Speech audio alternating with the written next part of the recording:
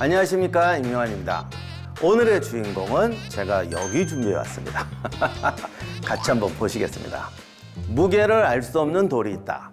여기에 7분의 1kg을 더하고 11분의 1kg을 더했다. 그리고 무게를 달아보니 1kg이었다. 이 돌의 원래 무게는 얼마냐? 저는 이제 문과형이라 풀 수는 있는데 풀고 싶지는 않아. 이 문제는 아시리아 점토판에서 나온 문제입니다. 오늘의 주인공이 바로 이런 문제 만들어서 국민을 괴롭혔던 왕, 그리고 그렇게 돼서 나라를 통치했던 왕입니다.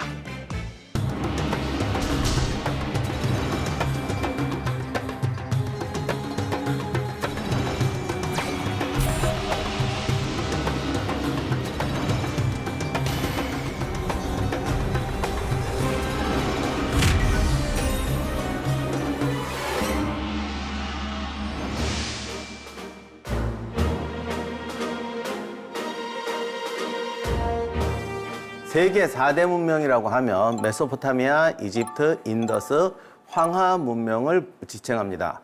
그 중에서 가장 오래된 건 메소포타미아 문명입니다. 기원전 4500년경부터 발전했고 실제로는 그 이전부터 있었죠. 메소포타미아 문명은 유프라데스 강과 티그리스 강 사이에 있는 문명입니다. 지금의 이라크, 시리아, 쿠웨이트 일대요. 이 지역은 물 공급이 풍부하고 토양이 비옥하고 농업이 발달하면서 초기 인류 문명의 탄생지로 자리 잡았습니다. 이 메소포타미아 문명은 최초의 문명이었던 수메르, 그 다음 아카드 제국, 바빌로니아 시대를 거쳐서 아시리아 제국과 신바빌로니아 시대로 이어집니다. 그 중에서 아시리아 제국은 강력한 군사력과 효율적인 행정체계를 기반으로 대규모 제국, 사실상 최초의 제국을 경영했던 국가입니다. 오늘의 주인공 아슈르바니팔은 유다, 이스라엘, 이집트, 소아시아, 키프로스 등 오리엔트 지역을 평정했던 신아시리아 제국의 사르곤 왕조의 제4대 왕이자 아시리아 전성기의 마지막 명군, 사실상 아시리아의 제대로 된 마지막 왕이었습니다. 그러면 아시리아는 과연 어떤 곳이었을까요?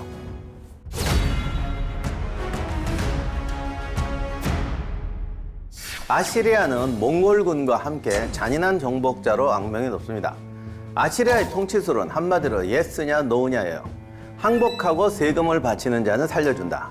저항하는 자는 잔혹하게 학살하고 생존자는 노예로 삼는다.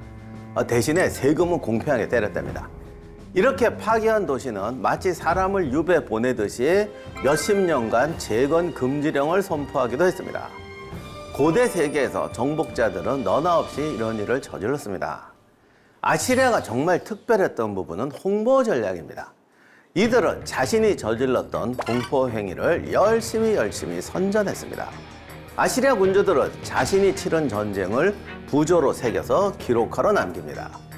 이 기록하 보시면 적군의 시신을 장대에 꽂고 목을 베서 강물에 던지고 이런 것들을 정말 세세하게 보여줍니다. 종류대로 보여줘요. 종류대로 요렇게 죽이고 요렇게 죽이고 정말 잔인하게 보여줍니다. 강물에 던지는 경우도 되게 많은데 이분들이 강물에 던지고도 그냥 한 게 아니라 연구를 많이 한 것 같아. 호수나 강 바다에서 최마지막 청소부가 그 새우하고 개예요.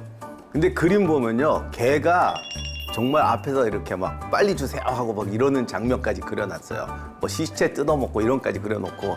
그러니까 생태학적으로 연구까지 해가지고 이걸 정말 작품에다 묘사를 하는 겁니다. 그럼 이런 작품을 어떻게 쓰느냐? 궁전 회랑이나 문, 접견실마다 빼곡하게 채워놨습니다. 아시리아를 방문하는 외교 사절들은 이런 그림들을 반드시 보아야 했습니다. 복도를 이렇게 미로처럼 만들어가지고 지나가면서 다 보도록 만듭니다. 이런 이상한 노력 덕분에 아시리아의 악명은 더 높아집니다. 물론 지금 문명화된 국가들은 사람 가죽을 벗기거나 머리 가죽을 벗기지는 않습니다. 그런데 이거는 착해져서 그런 게 아니고 그런 작업이 힘들고 역겹기 때문이죠. 대신 현대 군대는 폭격이나 소위탄, 가스로 더 많은 사람을 더 쉽고 더 잔인하게 죽일 수 있습니다. 공포전술이요. 조각가를 동원해서 사람을 초빙해서 보여줄 필요 없어요. 사진이나 영화로 빠르고 쉽게 선전할 수 있습니다. 아시리아가 특별히 더 잔인했던 건 아닙니다. 그러나 잔혹 행위를 누구보다 많이 한 건 맞습니다. 왜? 그들은 누구보다도 쉴 새 없이 전쟁을 했거든요. 고대 메소포타미아 국가의 그 어떤 왕국들보다도 아시리아는 많은 전쟁을 했습니다. 왜? 사실 이들의 정복 전쟁은 생존 전략이었어요. 메소포타미아의 역사를 보면 이 지역에 세워진 왕국들은 단명합니다. 대개가 그것도 비참한 최후를 맞습니다. 메소포타미아는 곡물, 젖소, 생선, 과일은 풍부한 지역입니다. 그런데 전쟁 물자, 나무, 석재, 금속 이런 거는 거의 안 납니다. 게다가 방어 지형이 성립되어 있지를 않습니다. 더 최악인 것은 삼면으로는 세계 최강의 강력한 적들이 둘러싸고 있다는 것입니다. 북쪽에서는 중앙아시아 출신의 유목민들이 끊임없이 이동해 왔습니다. 이들이 한번 결집해서 침공하면 아무도 막을 수가 없었죠. 훗날 중세 이슬람 문명의 전성기를 이루었던 아바스 왕정, 우리가 알고 있는 거 아라비안 나이트, 뭐 정말 너무너무 멋있어 보이잖아요. 아라비안 문명을 끝장냈던 침략자가 몽골 군대였습니다. 북쪽 국경을 마주된 지역엔 소아시아의 호전적인 부족들과 싸움 하나로는 유명한 쿠르드족이 살았습니다. 서쪽 시리아 사막에는 거친 유목민들이 있었죠. 이들도 끊임없이 유프라테스 강을 건너 메소포타미아를 정복하려고 시도했습니다. 동쪽에는 무시무시한 체격을 지닌 엘라민들, 지금의 이란 서부 지역입니다.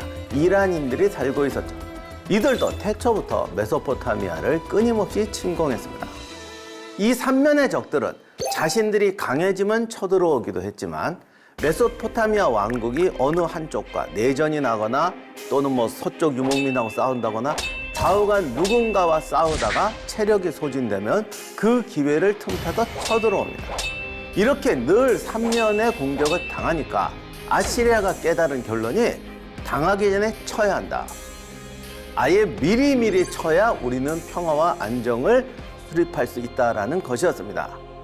그들은 이 목적을 달성하기 위해서 아주 강훈련을 해서 대단히 유능하고 조직적인 프로 군대를 만들었습니다. 어떤 고지든 오른다. 강을 만나면 헤엄쳐서 건넌다. 이거 여러분 아실지 모르겠는데 옛날에 좀 유식하다고 생각하시는 체육관 같은 데서는 그 수영을 꼭 하잖아요. 그때 이거 아시리아 군대가 수영으로 하는 이런 그림들 놓고 그랬어요. 이게 역사상 최초의 수영 그림입니다. 개헤엄치는 것 같기도 하지만 아무튼 뭐 이렇게 되는데 보기에 우스 보여도 이게 요즘 말로 한 네이비실이에요. 아시리아 병사들은 강을 만나면 무기를 해체하고 전차도 분해해서 아예 헤엄쳐서 건너갑니다. 성벽을 만나면 당연히 무너뜨리죠. 그뿐이 아니에요. 기병, 전차병, 보병, 궁병 여러 가지 병종이 있는데 이들이 아주 탁월한 팀플레이를 펼칩니다. 공병도 아시리아가 최초로 조직적으로 운영한 국가였습니다. 어떤 험지에서도 도로를 닦아서 병력을 신속하게 이동시킵니다. 초기 아시리아 군대는 이런 나무 자르고 바위 깨고 길을 내는 걸 청동기를 갖고 있습니다. 철기가 아니고. 그러니까 얼마나 대단해. 거기다가 이 공병들은 공성탑, 충차와 같은 훌륭한 공성구를 제작해서 보급했습니다. 유일한 단점이 투석기를 만들지를 못했어요. 그 이유는 지금도 모르겠어요. 대신에 궁수, 투석병이 방패병과 팀을 이루어서 상당히 효과적으로 화력 지원을 했습니다. 한동안 쇠퇴기도 있었지만 신아시리아 제국이라고 부르는 기원전 10세기 아슈르 나시르팔 2세의 시대부터 아시리아군은 호전적인 전술로 전 중동 지역에 공포를 안겨주게 됩니다.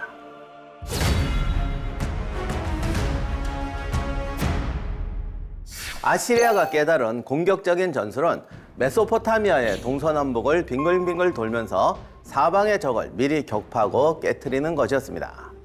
아시리아 황제들은 자신이 직접 군대를 인솔하고 이 무한루프의 싸움에 도전합니다. 이게 쉽지가 않아요. 제일 무서운 적은 여기서 옵니다. 여기 산맥이 있는데 이 산맥을 넘어서 옵니다. 시리아 유목민들이 살고 아나톨리아에는 여기도 만만치 않게 강한 옛날 히타이트의 후손들이 있습니다. 그리고 아라비아 반도에는 유목민들이 살아요. 마지막으로 요 수메르. 아시리아는 원래 약간 북쪽이고요. 원래 오리지널 바빌로니아는 이 지역인데 제일 반란 많이 일으키는 게 여기입니다. 그래서 이 종족들이 늘 호시탐탐 쳐들어오기 때문에 아시리아 황제는 여기서부터 시작해서 이렇게 빙글빙글 돌면서 나중에는 이집트까지 이런 식으로 빙글빙글 돌면서 사방의 적과 싸워야 됩니다. 이렇게 사방의 적을 격퇴하면서 아시리아 제국의 범위는 점점 넓어집니다. 이렇게 싸우다 보니까 자꾸 내려오게 됩니다. 이렇게 영역을 넓혀간 이유는 사방의 적이 넘보지 못하게 하려면 제국이 그만큼 강대해져야 하기 때문이었는데 요 강대해지기 위한 것에 또 한 가지 중요한 요인이 있어요. 메소포타미아는 금속, 석재 이런 게 없습니다. 그러니까 이런 강대한 지역 제국을 유지하려면 금속 자원이 필요하거든요. 그러니까 이 전략 자원이 있는 지역을 수중에 넣어야 되는데 이놈의 전략 자원이 어디 있냐? 여기에 있어요. 지금의 레바논 지역은 석재와 목재의 산지였고요. 이곳에 있던 페니키아 왕국은 해상 무역의 제왕이었죠. 여기 키프로스 섬까지 점령하는데 키프로스 섬은 또 구리 산지였고 지중해 무역의 거점이었습니다. 여기서 획득하는 자원과 무역품은 아시리아 제국의 경제를 순환시키는 동력이었습니다. 반드시 무기를 만드는 금속 자원만 필요한 게 아니에요. 저희가 진세황편에서 얘기했지만 이렇게 제국을 경영하려면요. 이게 영토만 확보해서는 안 되고 얘들이 서로 의존해서 살게 해줘야 됩니다. 그렇게 안 하면 계속 반란만 일으켜요. 그러면 새로운 먹거리 산업을 만들어서 경제를 유통시켜야 되죠. 정복하고 통치자만 바뀌면 누가 복종하겠습니까? 제국에 흡수되었으면 그만큼 새로운 시장과 경제 교류가 열려야 사람들이 제국 체제에 순응하게 됩니다. 그래서 이렇게 자원이 있는 곳을 따라서 순환하게 되죠. 그런데 이 전쟁이 쉽지가 않았습니다. 주변에 워낙 호전적인 애들이 많다 보니까 계속 쳐들어옵니다. 영토가 넓어지니까 또 반란이 끊이질 않습니다. 그러다 보니 아시리아 황제들은 이 기나긴 순회를 하면서 평생을 전쟁터에 보내야 했습니다. 재위 기간 중 3분의 2를 전쟁터에서 보낸 군주도 있습니다. 계속되는 전쟁을 이겨내려면 황제부터 최고의 전사가 되어야 했습니다. 여기서 탄생한 관행이 맹수 사냥입니다. 아시리아 황제는 가는 곳마다 그곳에 사는 특별한 야수들을 사냥을 했습니다.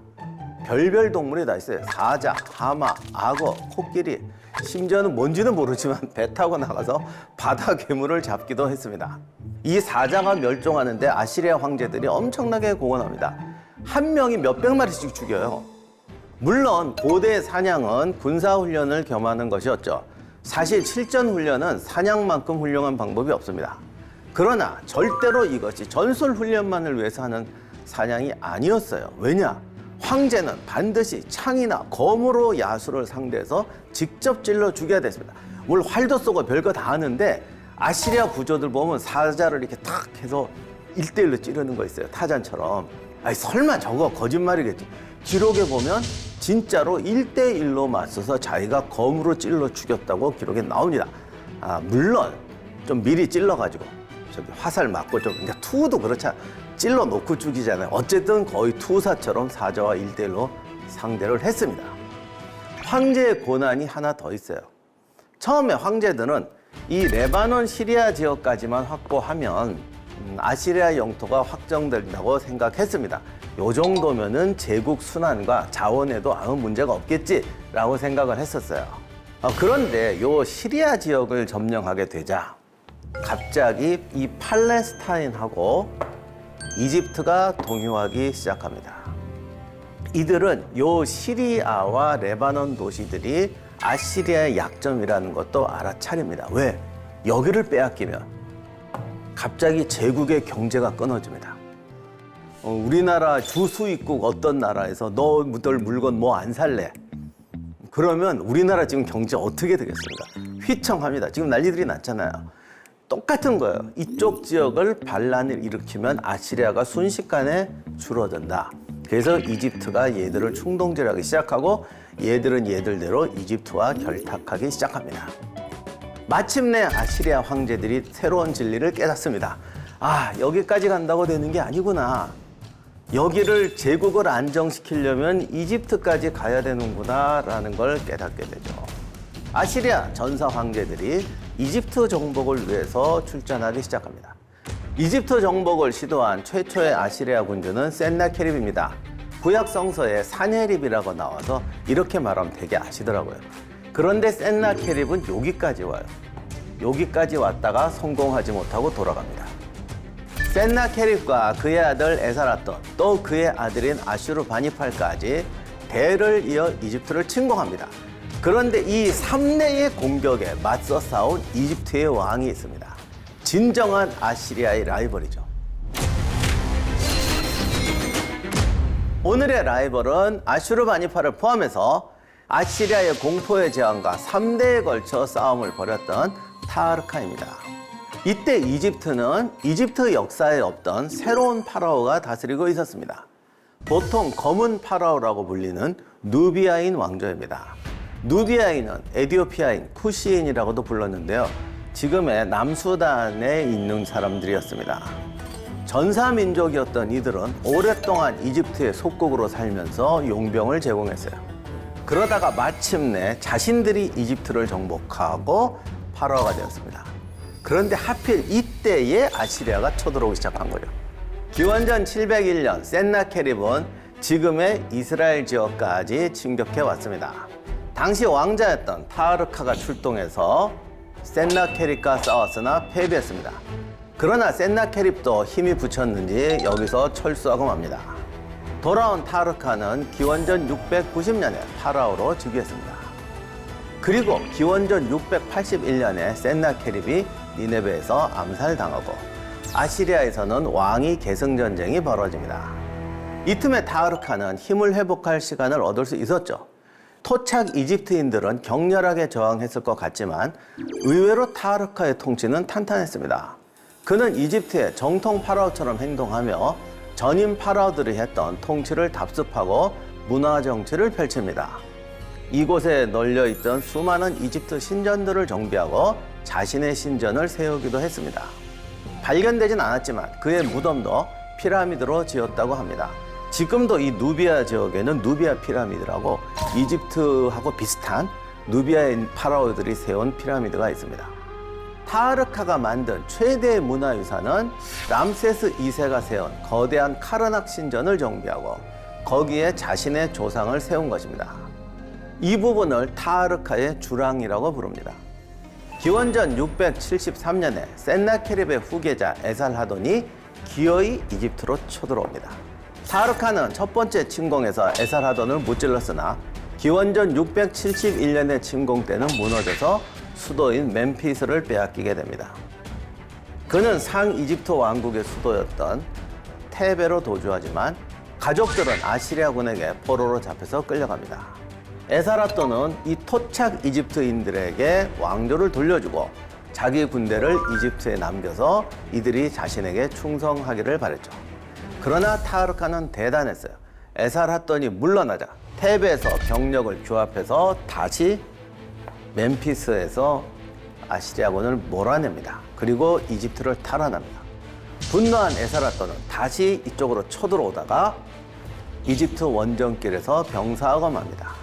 에살하돈의 아들 아슈르바니팔은 아시리아 왕조의 절대 과제가 된 이집트 정복을 다시 시도하죠. 자, 이렇게 돼서 메소포타미아에서 가장 오래된 제국의 후계자와 가장 오래된 왕국을 차지하게 된 신흥 강국의 대결이 벌어지게 됩니다. 아슈르바니팔이 성공하면 그는 중동의 염원인 대제국을 완성하고 아버지의 원수를 갚게 되겠죠. 타르카가 성공하면 그는 중동에서 가장 오래된 양대 강국 이집트와 메소포타미아를 격파한 최초의 아프리카인이 될 판이었습니다.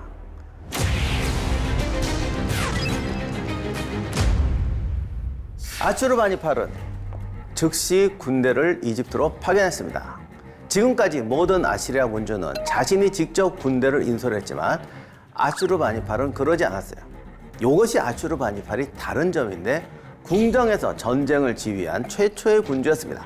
기원전 666년에 아슈르바니팔이 파견한 군대는 멤피스로 들어가서 타르카를 격파하고 다시 멤피스를 탈환합니다.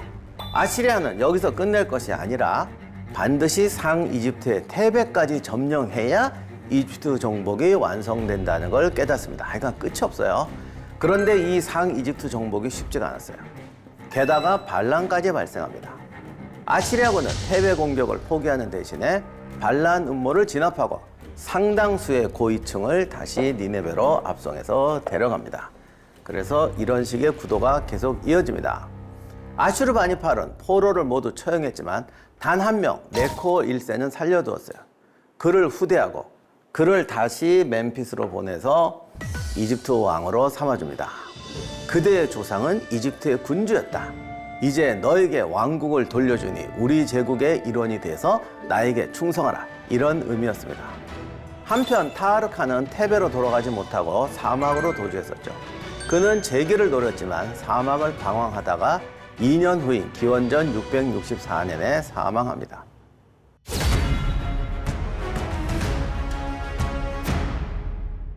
타르카가 죽자 조카 타누타멘이 왕이 됩니다. 그는 본토 누비아로 돌아가서 전사들을 규합해서 다시 이집트를 침공합니다. 네코 1세는 정말로 아슈르바니팔에게 충성을 바친 건지 자기 땅을 지키려고 그런 거겠지. 싸우다가 그만 전사해버립니다. 자, 이렇게 돼서 다시 상이집트가 누비아이냐 손에 들어가게 되는데 이때 아시리아 주둔군이 기가 막힌 전략을 씁니다. 멤피스를 방어하는 대신에 비어있는 테베를 공격해요. 그래서 마침내 테베를 점령합니다. 이게 아마도 아슈르바니팔의 회심의 전략이었던 것 같습니다. 아시리아군은 무인지경으로 테베를 휩쓸었고 엄청난 전리품을 획득해서 가져갑니다. 얼마나 신났는지 이때 획득한 전리품을 아예 기록으로 남겼는데요. 예술적 가치는 빼고 가져간 황금이 30톤에서 38톤이었다고 합니다. 아시리아가 대제국을 건설할 수 있었던 건 그들의 강력한 군대 덕분이었죠. 아시리아 군대는 요즘 기준으로 보면 완전한 프로 전사들이었습니다. 그들은 잘 무장하고 잘 훈련되어 있었고 산이든 강이든 평지든 바위산이든 어떤 지형으로든 빠르게 행군할 수 있었습니다. 그리고 훗날 모든 정복자가 그러했듯이 아시리아 병사들은 적이 올 수 없으리라고 생각한 지형을 뚫고 나갔고 장소를 가리지 않고 잘 싸웠어요. 아시리아 약점이 해전이라고 생각하고 섬으로 도피한 왕이 있었는데 이들은 보트를 저어서 섬을 포위하고 흔들리는 보트를 타고도 맹렬하게 싸워서 적군을 물고기밥으로 만들었습니다. 이렇게 무섭고 가혹한 군대에도 불구하고 이 땅의 도시들은 반란을 그치질 않았습니다. 굴종했던 도시도 누군가가 반란을 일으키면 따라서 일으켰어요. 그러다 보니까 아시리아 제국을 유지하려면 이 군대의 속도가 생명이었습니다. 사방에서 발생하는 반란을 신속하게 진압해야 했죠. 그런데 이 지역에 문제가 하나 있는데 전 세계에서 가장 훌륭한 요새를 만들었던 곳이 이곳입니다. 정말 성들이 너무 멋있어요. 그러니까 어떻게 해요? 속도전을 하려면 공성전을 잘해야 됩니다. 아시리아군은 공성 능력이 진짜 탁월했어요. 그 엄청난 요새들을 점령하는데 공성전은 오래 끄는 법이 없습니다. 여기 멤피스 2번 함락하는데 다 하루 만에 함락합니다. 대형 박물관에는 이때 전투를 그린 멤피스 공성도가 있습니다. 그리고 또 하나 예루살렘 옆에서 센나케립이 버렸던 라기스 공성도가 있습니다. 이 공성도를 조합해서 공성 전투를 말씀드리겠습니다. 먼저 성문까지 진입로를 쌓아 만들어요. 그리고 이때는 현지인들을 동원합니다. 왜? 그래야 적이 공격을 못하니까. 공성로가 완성되면 공성탑을 제작해서 공격을 시작합니다. 램이 성벽을 부수고 탑의 위층에 있는 궁수가 사격을 해요. 근데 이건 아무것도 아니에요. 후방에 궁수와 투석병들이 사격으로 수비군을 괴롭힙니다. 그리고 상당히 성벽에 근접해서 싸웁니다. 그리고 공격 부대를 보내서 사다리를 타고 올라갑니다. 중무장한 보병이 커다란 방패를 들고 상대의 화살과 혹은 성문을 열고 쳐들어올 수도 있는 적의 공격으로부터 자기 편 궁수를 보호합니다. 성급한 병사들은 그냥 성벽에 달라붙어서 아시리아 주병기인 철기로 성벽을 팝니다. 성벽이 단점이 하나 있는데 비주얼로는 비잔티움 요새 못지않게 진짜 훌륭해요. 그런데 이 지역이 흙벽돌로 만들어요. 칼로 파면 다 무너집니다. 그러니까 정말 약점이 강도가 약해요. 방패로 막으면서 부셔서 구멍 내고 그냥 들어갑니다. 더 적극적인 병사들은 사다리를 들고 성벽에 도전합니다. 이때는 궁수와 보병의 팀워크가 중요한데 우리가 전쟁 영화 보면은 왜 사다리 타고 막 올라가면 그냥 돌멩이 던져서 뭐 이렇게 해치우잖아요. 어느 바보가 그냥 올라가겠어요. 앞에는 큰 방패를 든 병사가 막으면서 올라가고 그 뒤에는 전투 보병이 따라가고 그 뒤에는 궁병이 뒤에서 쏘면서 어무하면서 갑니다. 이런 팀플레이를 통해서 사다리 타고 올라가서 성벽을 점거하고 이 조합으로 교두보를 만들어 싸우는 겁니다. 이러니까 하루 만에 정복하는 거죠. 이렇게 전투와 공사를 벌이는 동안 죽은 적군은 장대에 묶어서 십자가처럼 만들어 세워놓습니다. 일종의 적의 사기를 저하시키는 방법이죠. 누비아 군대는 횃불, 돌, 통나무를 비 오듯이 쏟아부으면서 저항하지만 아시리아군을 막기에는 역부족이었어요. 마침내 누비아군이 항복합니다. 아시리아군은 포로 일부를 학살하고 일부는 살려둡니다. 여자와 아이들이 대부분인 생존 주민들은 술에 태워서 다른 곳으로 강제 이주시킵니다. 이렇게 해서 아시리아는 메소포타미아와 이집트를 통합한 최초의 대제국이 되었습니다.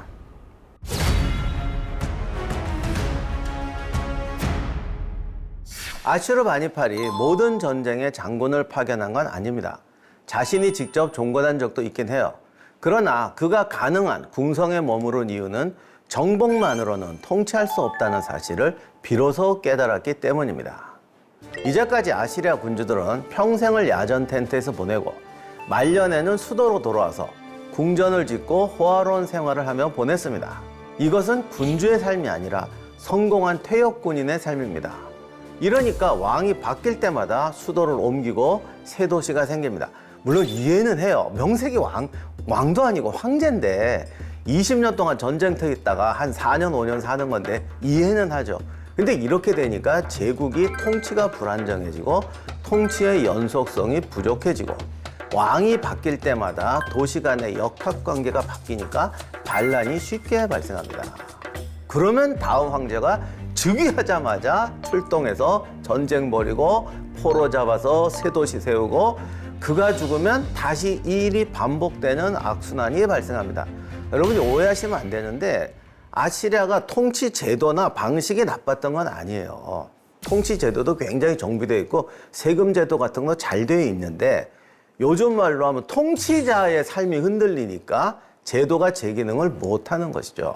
그러다 보니까 아슈르바니팔은 비로소 통치란 무엇인가에 대해서 고심하게 됩니다. 세금 합리적으로 걷고 유능한 관리 파견하고 이러면 통치가 되나? 아니라는 거죠. 정복하고 지도자를 바꿔치고 협박하고 위협하고 이건 더더욱이 통치가 아니라는 사실을 깨닫게 됩니다. 그는 군사령관이 아니라 군주가 되기로 합니다.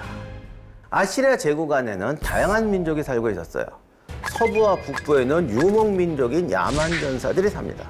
그 사이에는 오래된 문명도시가 상업도시, 신생도시가 광범위하게 섞여 있습니다. 남부 메소포타미아에 사는 사람들, 반란 제일 많이 일으키는 사람들은 수메르 때부터 이어온 가장 고귀한 문명의 후손들이었습니다. 이들은 아시리아족을 야만인 취급했고 사실 아시리아의 모든 영역과 주변국 중에서 전사로는 제일 약했지만 끊임없이 반란을 일으켰습니다. 아슈르바니팔의 할아버지 센나케립은 너무 화가 나서 고대 도시 바빌로니아를 폐허로 만들고 아예 저주를 퍼부어가지고 60년간 폐허 상태로 두도록 했습니다. 그랬더니 반란이 더 심한 거예요. 아버지 에사라더는 저주를 어기고 재건해줬습니다. 야, 이렇게 하면 해주겠지. 또 반란 일으킵니다. 도대체 왜 이럴까요? 로마가 통치에 성공했던 이유는 정복지의 고유한 문화와 종교를 이해하고 존중해 주었던 덕입니다. 그렇다고 해서 그걸 아예 방치해버리면 또 반란이 나죠. 아슈르바니팔은 그들을 존중했지만 더 높은 문화, 고차원의 법, 사회 경제 제도를 과시하며 교묘하게 흡수해야 한다는 걸 깨닫습니다. 파괴하며 강압적으로 덮어 씌우는 것이 아니라 스스로 더 넓은 세계로 들어오게 해야 한다. 이게 진시황이 했던 방법이고 로마가 성공했던 방법입니다. 이를 위해서는 먼저 각 나라의 문화와 제도를 연구할 필요가 있었죠. 전문가를 키우고 연구해서 이들을 이해하는 정도가 아니라 그 문화를 흡수해서 더 높은 경지의 문화를 일으켜야 한다. 이것을 비로소 깨달은 겁니다. 아슈르바니팔은 거대한 중앙도서관을 세우고 문화연구 사업을 추진합니다.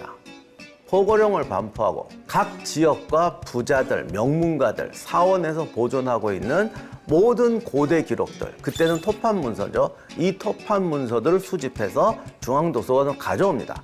그리고 전문가를 동원해서 아시리아로 번역하고 복제본을 제작하게 했습니다. 명나라의 영락제가 시행했던 영락대전, 청나라의 사고전서의 아시리아판입니다. 단 이것이 무려 2400년 이상 빨랐죠. 아, 그게 뭐 대단합니까? 제가 옛날에 학생 때 청나라가 사고전서 이렇게 만들 때 뭐 에피소드를 들었거든요. 저뿐 아니라 수업 시간에 학생들이 저게 뭐 대단해, 책 필사하고 그러는 게 그게 얼마나 중요한 건지 깨닫는데 수십 년 걸렸어요. 이 사업을 하기 위해서 아슈르바니팔은 니네베에 도서관을 세우게 됐던 것이죠. 이것이 바로 인류 최초의 도서관이고 이 도서관은 단순히 책을 빌려주는 곳이 아니라 그야말로 모든 문화 연구 사업의 메카였습니다. 아슈르바니팔이 도서관을 설립하게 된 이유는 무엇이었을까요? 다양한 분야의 이야기들을 후대의 사람들에게 전해주고 싶었어요. 안전하게 보관할 수 있도록 진흙판에 기록했는데 처음에는 궁전 안에 보관하기 시작했습니다. 그런데 그 양이 3만여 개가 되면서 보관할 수 있는 장소가 모자라더라고요. 그래서 진흙판을 보관할 만한 장소를 넓히게 되었고 이게 도서관의 시초가 됐습니다. 문서의 종류와 질을 따지지 않습니다. 오늘날 수메르의 우화, 길가메시의 신화와 같은 신화, 법전, 고대 종교, 점성술, 천문학, 의학, 과학, 수학, 동식물학, 건축학이 보존된 것은 전부 아슈르바니팔의 덕입니다. 문서를 얼마나 꼼꼼하게 번역했는지 토판 문서마다 분류번호, 문서번호를 다 매깁니다.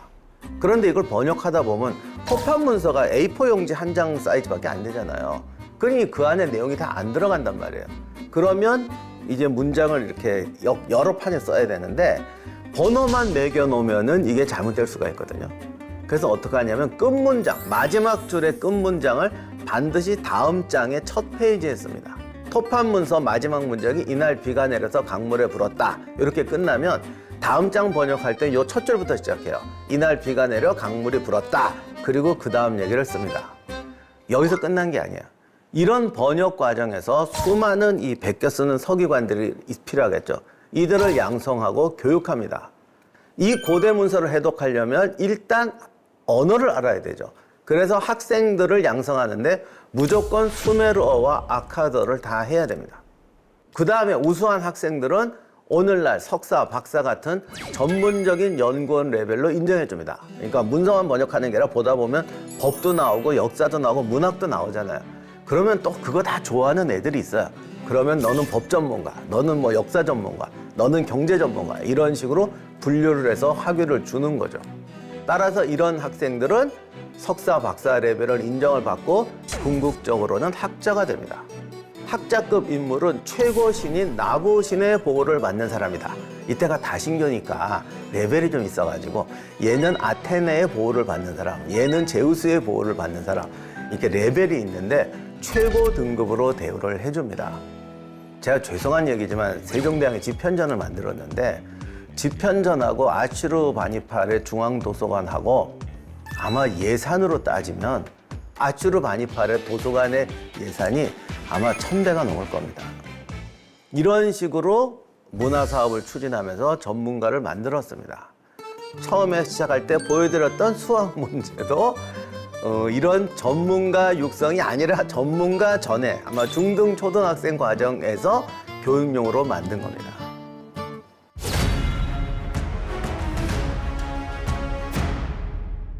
아시리아 부조는 대형 박물관에 가장 잘 남아 있습니다. 대형 박물관에 가면 이집트 관을 다 좋아하시는데 저는 아시리아 관을 더 좋아합니다. 어떤 콜렉션의 완성도는 이게 더 높아요. 엄청난 아시리아 작품 중에서 관광객에게 제일 주목받는 작품이 아슈르바니팔의 사자 사냥입니다. 아시리아 군주는 야성적인 전사로 교육받았어요. 역대 왕들이 죽인 사자 수만 해도 중동의 사자가 멸종하기에 부족함이 없을 정도였습니다. 아슈르바니팔은 사령관이 아닌 군주가 되기로 결심했지만 모든 수백 년 된 전통을 하루아침에 바꾸기가 쉽지 않은 법이죠. 게다가 조상 대대로 하던 일을 하지 않으면 부작용이 발생합니다. 예를 들면 남들은 다 전쟁터 다니고 막 가서 사냥도 하고 그랬는데 이분 궁전에 앉아 있으면 애들이 뭐라고 그랬어요? 쟤 맨날 파티만 한다고 그럴 거 아니에요. 그러니까 사자 사냥도 해야 되는 거야. 그래서 아슈르바니팔이 아이디어를 냅니다. 수도에 거대한 콜로세움을 짓고 사자를 풀어서 이곳에서 사자 사냥을 했습니다. 최초의 투 경기장 투를 한 사람은 아슈르바니팔일 겁니다. 그런데 상대가 소가 아니라 사자였죠. 부조에는 관객은 없는데 아마 관중도 동원했을 것 같아요. 새기기 힘들어서 안 새긴 것 같습니다. 경기장의 사자 사냥은 오늘날 투와 비슷한데 좀 굶주린 사자를 우리에 가둬놓고 있다가 조금씩 풀어요. 그러면 굶주린 사자가 사납게 날뛰는데 사실은 체력이 많이 떨어져 있는 상태죠. 이런 사자를 상대로 말탄 기수들이 창으로 찌르고 활로 쏩니다. 자관 이리저리 몰면서 운동을 시켜가지고 체력을 떨궈요. 그 다음에 전차를 탄 아슈르바니팔이 등장하죠. 만약을 대비해서 전차에는 창과 방패를 든 경원이 옆에 같이 갑니다. 이제 그를 믿고 아슈르바니팔은 활과 창으로 사자를 죽입니다. 마지막 클라이맥스는 두 장면입니다. 부상을 당한 숫사자가 아슈르바니팔에게 달려들어서 바퀴를 물어뜯고 있습니다. 사람도 그렇고 똑같잖아. 난 죽어도 너 물어뜯고 죽어야겠다. 이래가지고 덤비는 사자가 있는데 이 사자가 그날 투장에 나왔던 사자 중에는 킹 오브 킹인 거죠. 그리고 아슈르바니팔이 전차에서만 사자를 사냥하지 않습니다. 아시리아 군주는 사자를 죽일 때 반드시 두 다리를 땅에 붙여놓고 찔러 죽여야 한다는 법칙이 있습니다. 그걸 꼭 해야 되는 거예요. 마지막 장면은 아슈르바니팔이 사자와 1대1로 마주서서 일어서서 공격하려는 사자의 심장에 검을 박는 장면입니다. 그런데 이 장면, 두 다리를 땅에 대고 사자를 찔러 죽이는 이 장면에 아주 특별한 묘사가 있습니다. 아슈르바니팔의 허리를 보면은 쇠기 문자를 새기는 목필, 즉 요즘식으로 치면 펜이 꽂혀 있습니다. 내가 비록 사자를 죽이지만 나는 우리 아버지 할아버지하고 다르다. 내가 고대의 전통에 따른 전사이지만 동시에 문화군주라는 걸 과시하는 것이죠. 정말로 사자 죽일 때 목필도 허리에 꽂고 싸웠는지는 알 수 없지만 이 부조를 만들 때의 아슈르바니팔의 노력과 고민을 보여줍니다.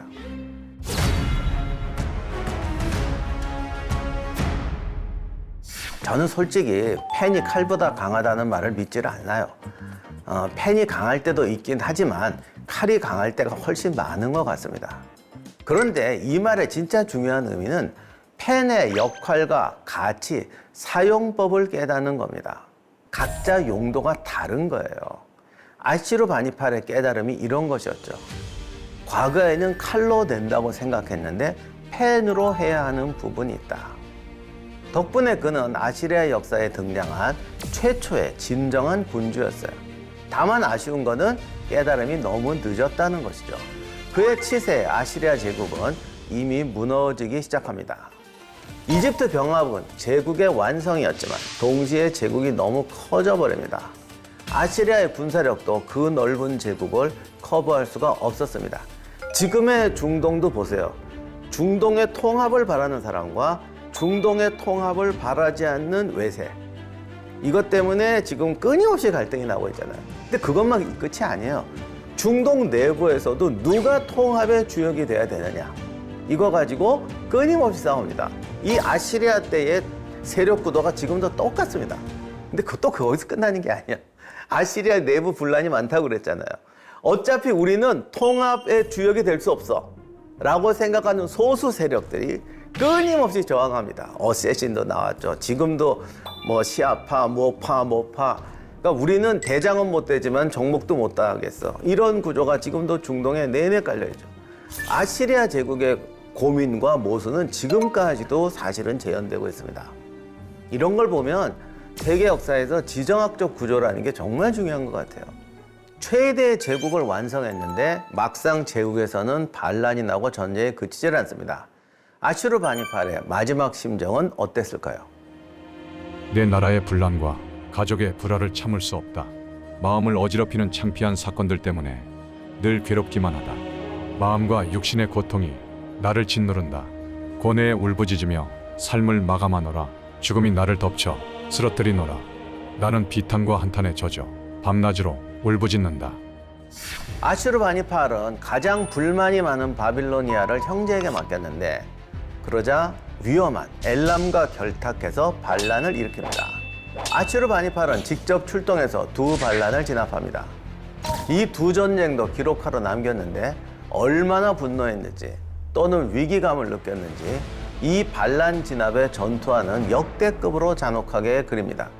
아슈르바니팔은 엘람왕 테우만을 먼저 공격했는데 두 군대가 맞붙은 것이 틸투바라는 것이었습니다. 테우만은 배수진을 치고 맞섭니다. 아슈르바니팔은 우익의 기병을 배치해서 적의 양측면을 허물고 보병을 뒤로 진출시킵니다.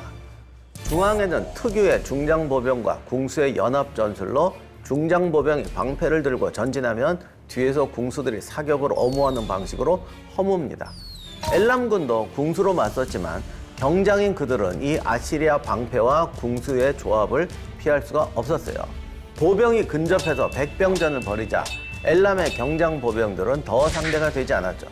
테오만은 최후의 저항을 했지만 뒤로 돌아온 아시리아 보병이 양쪽에서 공격하니까 꼼짝없이 패하고 맙니다.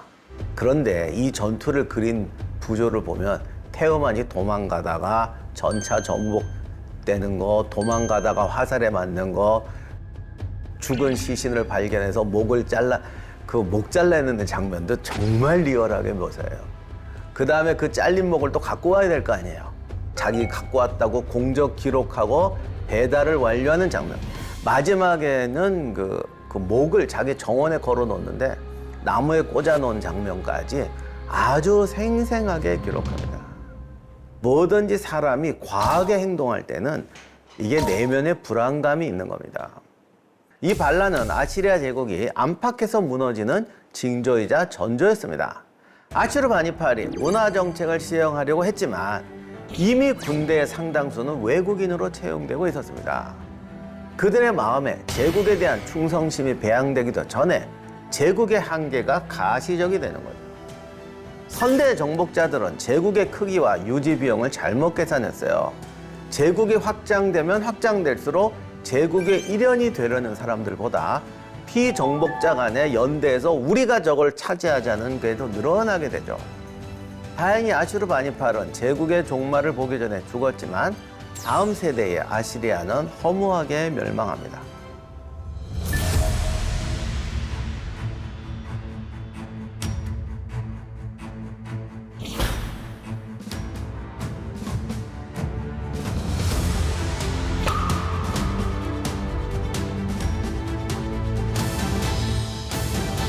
아슈르바니팔은 과연 영웅일까요? 우리가 지금 역사를 보면 그는 특별한 정복군주도 아니고 통치자도 아닌 것처럼 보입니다. 그가 펼친 정책은 사실 너무 늦었죠. 그리고 그가 남긴 교훈을 훌륭한 교훈, 영웅의 교훈이라고 할 수 있을까? 이런 의문이 듭니다. 그런데 우리가 이렇게도 생각해 봐야 됩니다. 우리들은 선대 경험과 지혜의 결과를 이미 엄청나게 가지고 삽니다. 우리가 일상에 사용하는 물건도 알고 보면 수백 년의 계량과 노력이 집약된 결과물인 경우가 한둘이 아닙니다. 한마디로 말하면 아슈르바니팔은 아시리아의 진시황이었다고 할 수 있습니다. 비록 그가 펼친 제도나 통치술이 진시황보다는 못했지만 그가 우리에게 주는 교훈이 펜이 검보다 강하다거나 문화 통치가 필요하다 이런 게 아닙니다. 아슈르바니팔이 했던 문화 통치는 수백 년의 시간과 피와 희생을 통해서 얻은 결과물이라는 겁니다. 아시리아의 황금기를 이끈 아슈르바니팔. 물론 그의 잔혹함은 부정할 수가 없습니다. 하지만 그가 이룬 공성전의 혁신, 잘 조직된 행정 시스템, 광대한 도로망은 제국 확립에 결정적인 기여를 했고 후대에게 중요한 유산으로 남았습니다. 그리고 최초의 도서관 설립은 이 부분은 정말 굉장한 성과라고 볼 수 있는데요. 당시의 이러한 문화적 성과는 당시의 문화와 기술을 집약해서 증명하고 있으며 고대 메소포타미아 문명의 중요한 자산이기도 합니다. 물론 우리에게도 엄청난 자산입니다. 아시리아에서 이전의 왕들과는 확실히 차별화됐던 아슈르바니팔의 이야기 어떠셨나요? 다음 주에도 많은 시청 부탁드립니다. 우리가 지구의 온전을 하는 게 누구를 존경하자가 아니라 전술적으로 생각하자는 거잖아요. 그러니까 이 사람 왜 안 해요? 이러지 마시고 조회수를 올려주세요. 그러면 다 나오게 돼 있어요. 나중에 알아. 미키마우스도 나올지. 생각해보니까 미키마우스도 괜찮네. 미키마우스로 할까? 도날드도 그럴까?